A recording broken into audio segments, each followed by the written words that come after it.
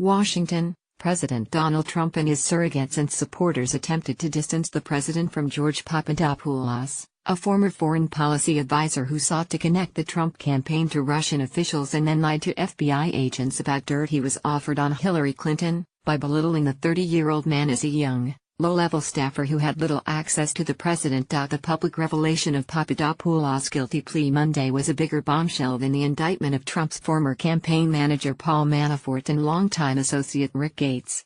Papadopoulos, who was quietly arrested back in July, admitted in a closed court hearing earlier this month that he lied to the FBI in January about his communications with a professor with close ties to Russia who had offered up information on Trump's 2016 election opponent. In a pair of tweets Tuesday, the president attacked the media over the news that three former Trump campaign advisors who are facing charges as part of Special Prosecutor Robert Mueller's probe into possible Russian influence in the 2016 presidential election. The president said there was no collusion and that few people knew Papadopoulos, whom Trump characterized as a young, low-level volunteer who he claimed was proven to be a liar, came to the campaign. Few people knew the young, low-level volunteer named George, who is already proven to be a liar. Check the Dems, Donald J. Trump at Real Donald Trump. October 31, 2017. Sarah Huckabee Sanders struck a similar note from the White House podium on Tuesday afternoon. He was somebody that played a minimal role, she said.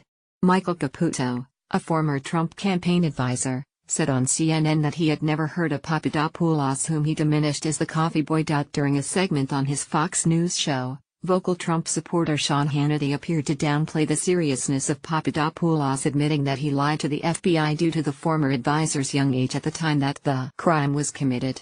He also said he knew everyone in the Trump campaign and had never heard of Papadopoulos until the news of his plea agreement became public. The attempts at diminishing Papadopoulos doesn't jibe with Trump's own description of him from March 2016 when, during an interview with The Washington Post, Trump named Papadopoulos as one of his key advisors, calling him an excellent guy.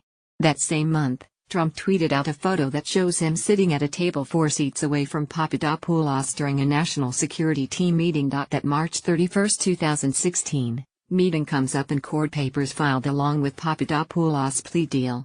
Papadopoulos admitted as part of the plea deal that he stated in sum and substance that he had connections that could help arrange a meeting between then-candidate Trump and President Putin, according to the statement of offense. Papadopoulos, who just weeks earlier had met with a professor with close ties to the Russian government, was seated 2 chairs away from now Attorney General Jeff Sessions at the March 31 meeting. An administration official pointed HuffPost to an August story in the Daily Caller, which said Sessions quashed and shut down Papadopoulos when he brought up the idea of setting up a meeting between Trump and Putin. If Sessions did try to shut down Papadopoulos' outreach to the Russians, it apparently didn't take.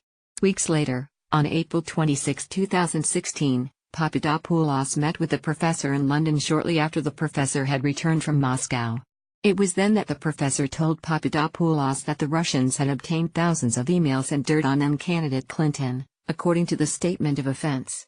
That happened before the Russian hack of the Democratic National Committee was made public. Walter Schaub, the former director of the Office of Government Ethics who resigned in July, questioned the notion that Papadopoulos was not a key member of the Trump team during a CNN segment on Tuesday, calling it a rewriting of history. Schaub added that when he was head of the ethics office, his job was to work closely with the incoming administration. Schaub said he never met with Trump once. It's just unbelievable they are calling a guy a coffee boy who had a whole lot more access to the president than I did, Schaub said. Trump and his supporters have often turned to characterizing grown men as misbehaving children in an attempt to defend or diminish the serious nature of allegations made against them. In defending his eldest son, Donald Trump Jr., an adult of 39 years, as to why he met with a Russian lawyer after being offered information meant to incriminate then-candidate Clinton, the president focused on his son's youth. Don is, as many of you know, Don, he's a good boy. He's a good kid, Trump said while speaking to reporters aboard Air Force One earlier this year. While dismissing the 2005 video of Trump bragging about sexual assault,